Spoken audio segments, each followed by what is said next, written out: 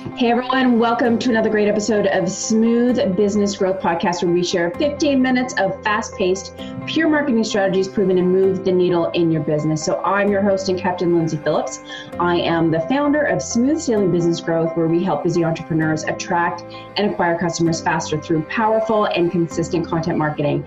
In fact, if you go to smoothbusinessgrowth.com, you can actually download your social media roadmap to help you do just that. But that's not why you're here. We're going to get to the good stuff now. So we are chatting today with strategic business advisor, public speaker, executive CPA Brent McClure, who helps businesses surpass their financial goals through leadership coupled with strategic planning and execution. And he's going to share with us today how outsourcing your accounting and financial services can really improve your bottom line. So let's set sail, people.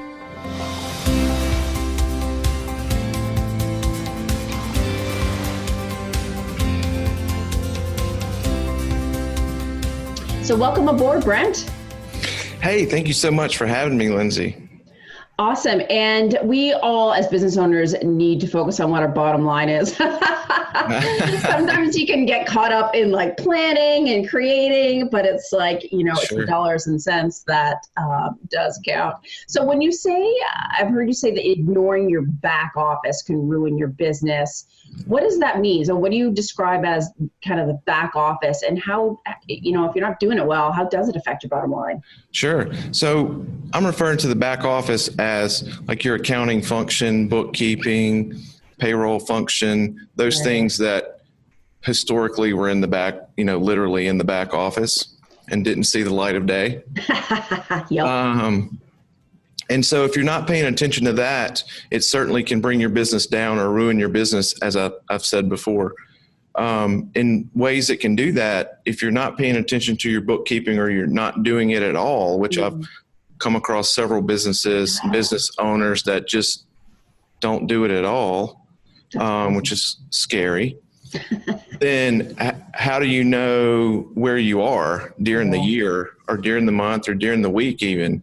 Where's your break-even point? Yeah. How many customers do you need to make payroll this week? Or if you're a solopreneur, what do you want to earn this year? How can you get there? It's difficult to do that if you can't keep track of the numbers.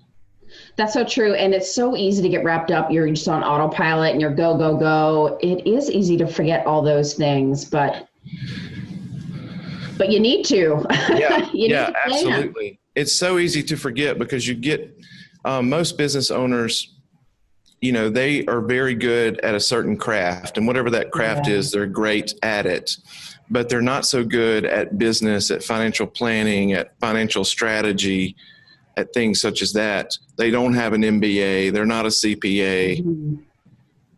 So it really can be detrimental if they don't put forth the time, effort, money to keep these things up to date.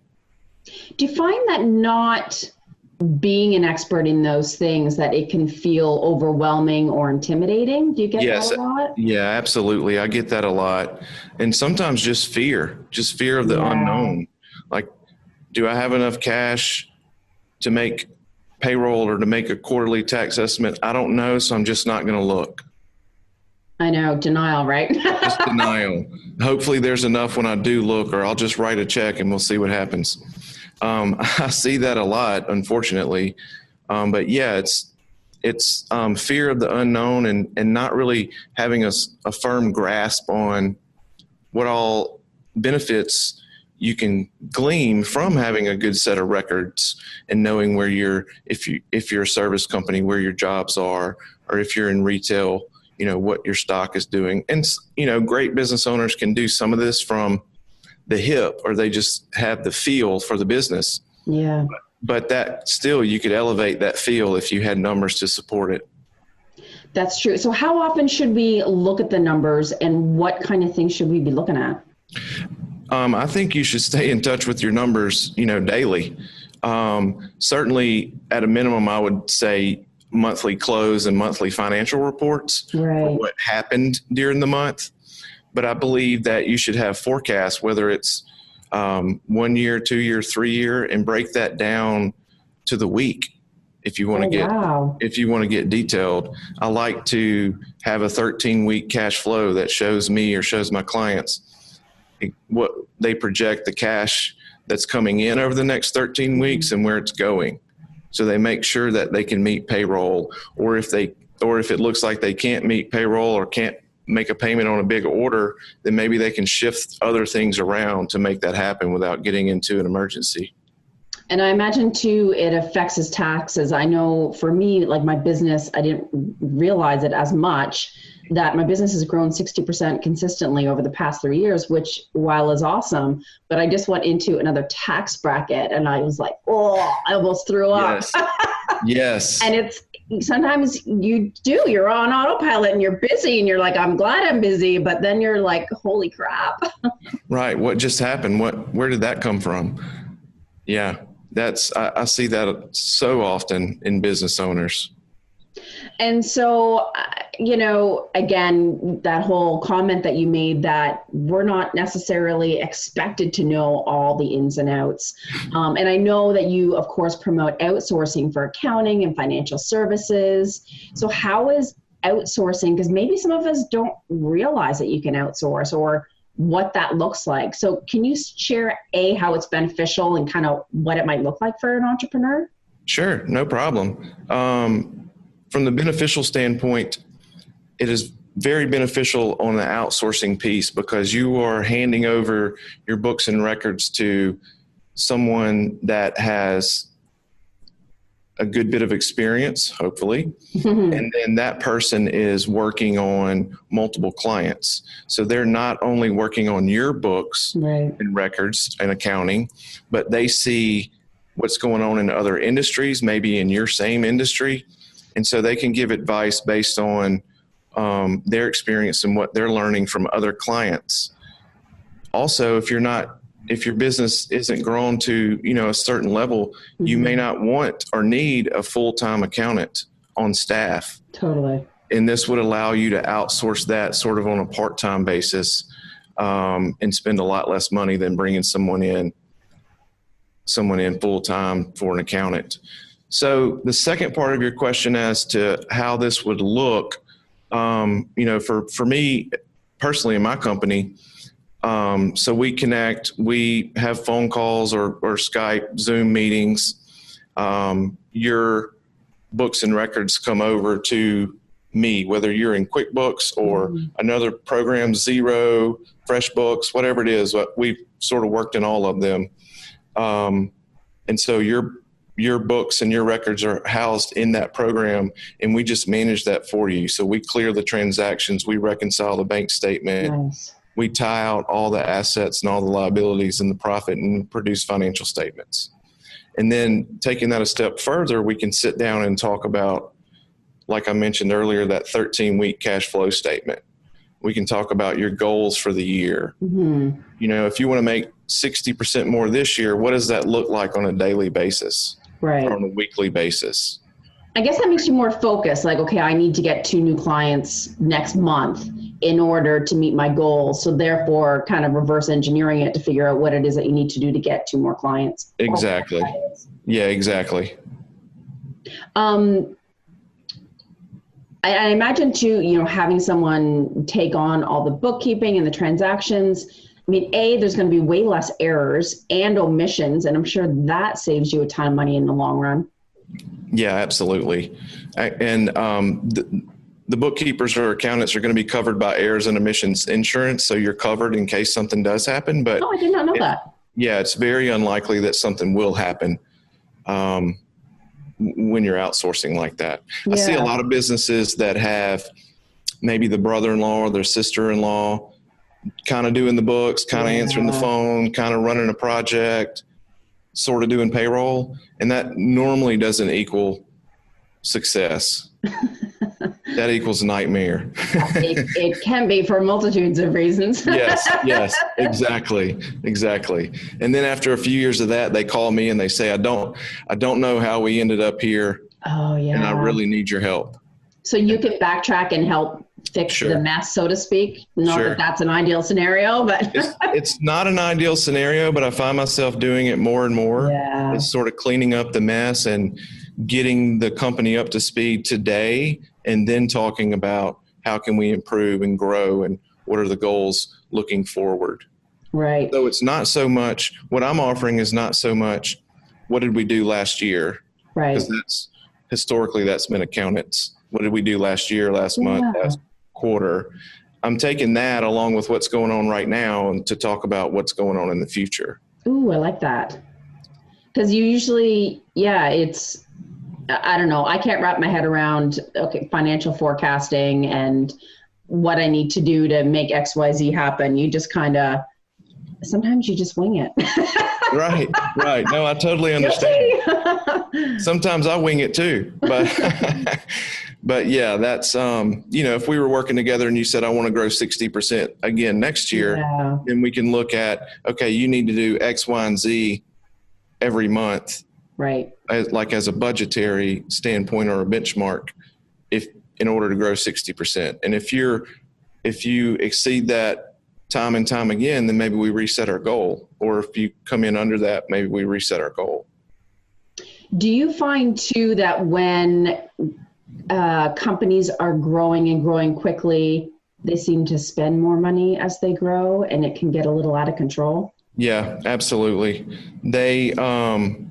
It's like they spend to ignite the growth. Yeah. And then once they start on the growth track, they continue to spend. And the level of spending just continues to rise with the growth, which ends up being a problem, especially if they hit a plateau. Totally. Because spending then all of a sudden outpaces your sales, and you didn't know that until it's a little bit too late and you've lost money. So do you analyze the expense versus money coming in and analyze what they're spending money on, like those kinds of things? Yes, I do. And compare that to industry benchmarks. Ooh, so nationwide benchmarks by industry. Yeah. So compare to sort of what their cost of goods sold are, operating expense, what rent should be as a percent of revenue, what payroll should be as a percent of revenue. So just gives you a little benchmark to see what's going right or wrong, or maybe you want to focus on with your company. Yeah, that's true. And some definitely good advice. Now, I know you offer CFO services for businesses, which CFO to me is like a massive company, like McDonald's or something. How is a CFO slightly different? And I didn't even realize that you could outsource someone to play that CFO role. Can you kind of dive into that? Yeah. Good question. I actually get that question a lot. I'm sure. So what happens is, like I mentioned earlier, your business owner are very solid at their craft. They don't know a lot about financial planning, tax strategies around, the business side of things. So I've been a CFO at larger companies. What I'm offering is my knowledge and my experience on a part-time or virtual basis. Because the smaller company either can't afford or doesn't need a full-time CFO. Not that they couldn't afford it, but maybe not. But they certainly don't need a full-time CFO because they would just get bored. But how awesome would it be if you could tap into my knowledge or another virtual CFO's knowledge on a part-time basis, whether that's 10 hours a week or 50 hours a month, or as much as 20 hours a week, whatever the agreement is, and get things like strategy, planning, forecasting, some of the things I talked about earlier. That's awesome. And how big of a company do you need to kind of have those strategies in place? I mean, some of us are entrepreneurs, like I've got a team of 10. Like, how do you know when you're sort of at that level? That's a great question too. I think if you have 5 or more employees, you are probably at that level. Yeah. You could have some sort of experience from a CFO. That would be helpful. And so does it incorporate financial in regards to like you personally as well, in regards to financial planning? Yes. I mean, there's so many different elements when it comes to finance, not just your company books, right? Sure. It absolutely does. So I'm working with one client now. They have 1 employee. So it's the owner and 1 employee, but I'm all in his personal business. You're up his business. Exactly. And some people are scared to give other people, like, here's the nitty gritty of how much I make. Here's what I'm charging. Here's my bank account. I mean, some people have a true on fear of like, not letting that go, but even just sharing that. What would you say to someone that felt that way?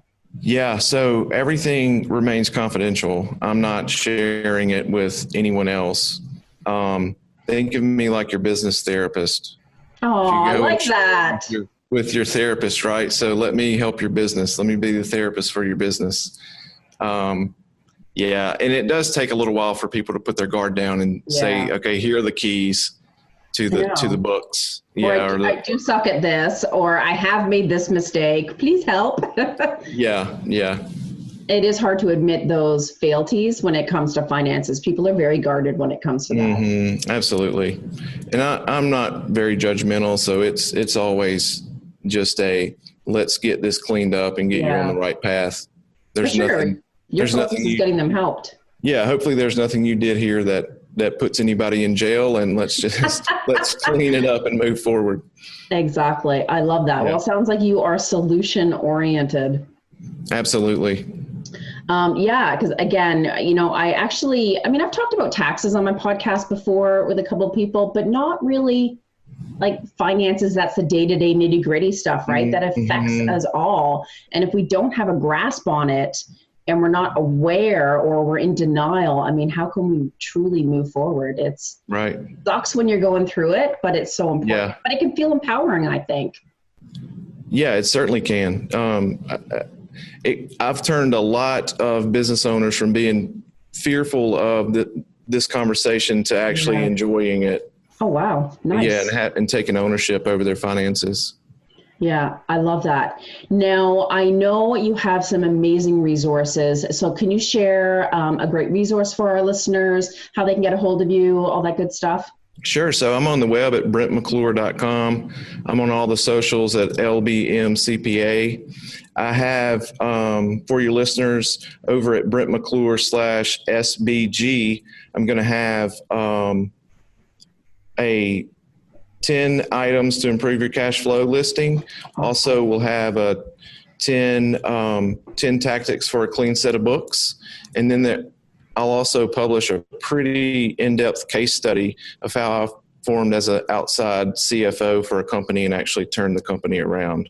I love that. And then that way too, we can kind of see what a CFO does in action, right? And I think sometimes we need to have that picture painted so we can kind of, how can this person really help me? Yeah, exactly. Awesome. That is perfect. Thanks for giving all those goodies away. Yeah, no problem. So that was your website.com/SBG, right? That is correct. Perfect. So I will have that on our show notes, of course. So thanks for coming on my show.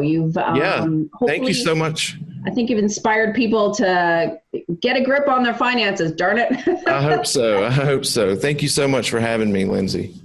Awesome. So this week's 50-minute cruise to move the needle in your business, folks, has come to an end. I know it goes by fast. And thanks again, Brent, for joining us and sharing your wisdom on finances so that we can have a better future. Yeah. That's the name of the game. If you're looking to achieve faster growth through your content marketing and email marketing, social media, look no further than smoothbusinessgrowth.com. So have a profitable and productive week, folks, and may the winds always be at your back.